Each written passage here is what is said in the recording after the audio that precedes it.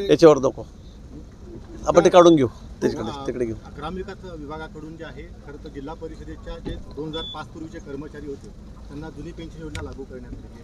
काय निर्णय झाला? मला वाटतं सगळ्यांना तिथे मग सरपंच असतील, ग्रामसेवक असतील, कोतवाल असतील, आमच्या भगिनी असतील, सगळ्या म्हणजे कोणी या राज्यामध्ये आता नाराज नाही मला असं वाटतं आहे. ग्रामसेवक आमचे ग्रामपंचायतचे कर्मचारी होते, त्यांनाही न्याय आम्ही त्या ठिकाणी दिलेला आहे. आमचे मुख्यमंत्री माननीय एकनाथजी आहेत, माननीय देवेंद्रजी आहेत, माननीय अजितदादा आहेत. अतिशय लवचिक धोरण आम्ही या सगळ्यांच्या बाबतीमध्ये या ठिकाणी घेतलेलं आहे. आणि मला असं वाटतं की आता जेवढेही मोर्चे निघाले होते काही असतील अपवादात्मक पण बहुतेक सगळ्यांनाच न्याय देण्याचं काम आम्ही या ठिकाणी केलेलं आहे. त्यामुळे सगळ्या दूर आनंदाचं वातावरण कर्मचाऱ्यांमध्ये आहे, सरपंचामध्ये, पोलीस पाटलांमध्ये, कोतवालांमध्ये आहे. सगळेच खुश आहेत.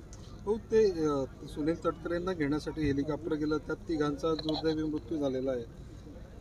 अतिशय दुर्दैवी घटना मी सकाळीच आपल्या चॅनलच्या माध्यमातून मी त्या ठिकाणी बघितली. खरं म्हणजे काल दिवसभर तटकरे साहेब त्या विमानामध्ये होते, हेलिकॉप्टरमध्ये, चॉपरमध्ये त्या ठिकाणी होते. आणि आजही ते पुन्हा मुंबईला जाऊन ते त्या हेलिकॉप्टर त्यांना घेऊन उडणार होतं. पण त्यापूर्वीच दुर्दैवी अपघात त्यांचा त्या ठिकाणी झालेला आहे. खरं म्हणजे 3 जणं त्यामध्ये दोघंही गेलेत. म्हणजे मी तर म्हणेल की अगदी बालबाल तटकरे साहेब त्यातून वाचले असं म्हणायला हरकत नाही. पण तरी बिचारे आमचे 3 लोक, एक इंजिनियर आणि 2 पायलट त्याच्यामध्ये मृत्युमुखी पावलेले आहेत. खरं अतिशय खूप दुःखद घटना या ठिकाणी घडलेली आहे. विधानसभा निवडणुकीमध्ये 180हून जास्त जागा येतील असं विधानसभा निवडणुकीमध्ये महाविकास आघाडीच्या 180हून जास्त जागा येतील असं काल श्याम मानव यांनी पत्रकार परिषदेत म्हटलंय. कोण आहेत श्याम मानव? हे सगळे सुपारी बहादर आहेत मला असं वाटतं. काय समोर श्याम मानवांचा? त्यांना राजकारण माहिती आहे का काय? तर काहीतरी बोलायचं, कोणीतरी सांगितलं म्हणून बोलायचं, तसं त्यांचं चाललेलं आहे. नेहमी झालं मी बघतो सध्या निवडणुका आल्या म्हणून ते समोर येत आहेत. हे काय ते काय आमच्या विरोधामध्ये बोलायचं, हा एक नरेटिव्ह ते सेट करण्याचा प्रयत्न करतायत. होते काल सुप्रीम कोर्ट आणि हायकोर्ट त्यांनी असं म्हटलं की सुप्रीम कोर्ट आणि हायकोर्टाच्या फायदे तयार असतात, त्यानुसार सरन्यायाधीश निकाल देत असतात.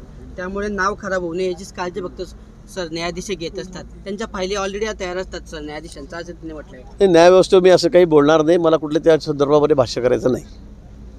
उत्तर प्रदेशामध्ये वाराणसीमध्ये शिर्डीच्या साईबाबांच्या मूर्तीवर वाद निर्माण झाला आहे. मूर्ती त्या ठिकाणी मंदिरात लावू दिल्या जात नाही. कुठे? उत्तर प्रदेशात वाराणसीमध्ये. नाही, मला या संदर्भामध्ये कुठली माहिती नाही आहे. भाऊ, वेड्यावाकड्या विधानांमुळे आपल्या समाजामध्ये फूट पडते असं अजित पवारांनी म्हटलं आहे. नितेश राणे जे वारंवार वेगवेगळे वक्तव्य करत आहेत त्यावरून अजित पवारांनी असं वक्तव्य केलेलं. काय वाटतं तुम्हाला? मला वाटतं त्या संदर्भात काल परवाच देवेंद्रजी बोललेले आहेत, ते त्यांच्याशी बोलणार त्या संदर्भामध्ये. भाऊ, शिंदे समितीने जो अहवाल दिलेला आहे तो सरकारच्या मताप्रमाणे दिला असा आरोप जरांगेंनी केलेला आहे. त्यांचं म्हणणं आहे की मराठा कुणबी एक नाही असं सरकारने समितीला सांगलं असावं. आता जे न्यायाने असेल, जे कायद्याने असेल ते त्यांनी केलं असेल. आता त्यावर जाऊन त्यांचं काही मत असेल तर त्यांनी ते मुख्यमंत्री महोदयांकडे सांगावं. आता तुमच्या म्हणण्यानुसारच आपण त्यांनी समिती नेमली, त्या ठिकाणी लोकही त्या ठिकाणी जे आहेत अधिकारी तेही त्या ठिकाणी नेमलेत.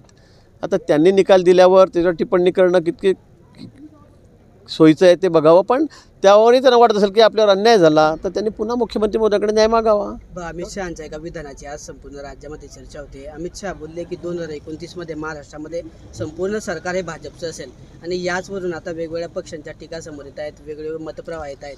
आमचे महायुतीतले पक्ष कुठेही याच्यावर टीका करत नाही आहेत.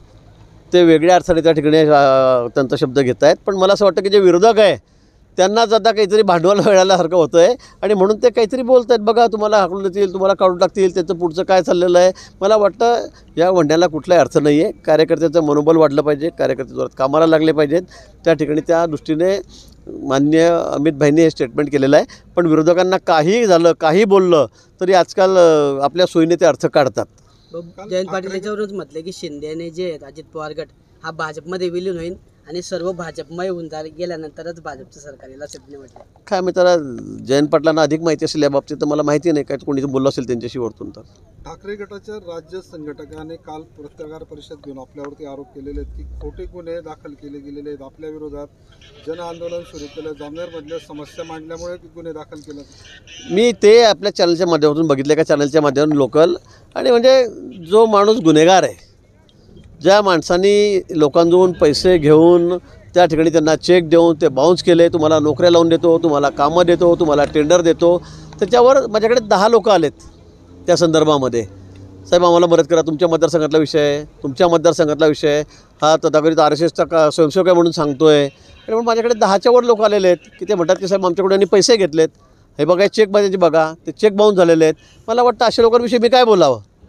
अरे तो स्वतःला नेता समजत असेल तर भाग वेगळा आहे, पण त्याला म्हणाली लोकांचे पैसे दे, ते सगळे गुन्हे दाखल करायला निघालेले आहेत त्याच्यावर. असाच एक गुन्हा भडगावच्या पोलीस स्टेशनमध्ये त्या ठिकाणी दाखल झाला, मी त्यात माहिती घेतली ती, आणि त्याच्यामध्ये त्याला अटक होणार होती. तो त्या दिवशी तिथून निघून गेला, नंतर सापडलाच नाही, नंतर त्याला अटकपूर्व जामीन मिळालेला आहे. शासकीय वैद्यकीय महाविद्यालयामध्ये रॅगिंगचा प्रकार समोर आलेला आहे. ही अतिशय गंभीर घटना आहे. खरं मलाही परवाच घटना घडली, त्यामुळे मी मुख्यमंत्री मोदींशी कालच बोललो होतो या संदर्भामध्ये. कडक कारवाई मला वाटतं या संदर्भामध्ये सर्व जे त्यात सहभागी आहेत त्यांच्यावर झाली पाहिजे असं मला वाटतं, आणि त्या सर्व मी मुख्यमंत्री मोदींशी पुन्हा बोलले. पण त्या ज्या पीडित मुली आहेत त्यांनी असं म्हटलेलं आहे की डीन जे आहेत त्यांची नातेवाईक मुलगी त्याच्यामध्ये आहे, आणि त्यामुळे ती जी काही चौकशी समिती मला वाटतं याच्यावर चौकशी समिती नेमण्यात आलेली आहे. अतिशय सखोल चौकशी या संदर्भामध्ये होईल, आणि त्यातून जे काय असेल सत्यता ती पुढे येईल आणि त्याच्यावर कारवाई होईल. तो शेवटचा प्रश्न, भाजपच्या उमेदवारासाठी बंद लिफाफ्यामध्ये काल इच्छुकांची नावे पाठवण्यात आलेली आहे भाऊ काल. ते चांगलं आहे ना. आता खालून म्हणजे अगदी खालपासून सगळ्यांचं मत जाणून घ्यायचं आहे. म्हणजे नुसते तिकीटं दिले वरती दिली जातात असं होत नाही आमच्याकडे. तर खालून सगळ्यांकडून माहिती मागवली जाते, त्यांचं मत मागवलं जातं की तुमचं मत काय. लोकशाही आहे, आणि त्यामुळे मला वाटतं की या दृष्टीने सगळ्यांकडून नावं आल्यावरच अंतिम नाव त्या ठिकाणी ठरेल, फायनल होईल, त्यातून तिकीट मिळेल. मला वाटतं चांगली पद्धत आहे. इथे आमच्याकडे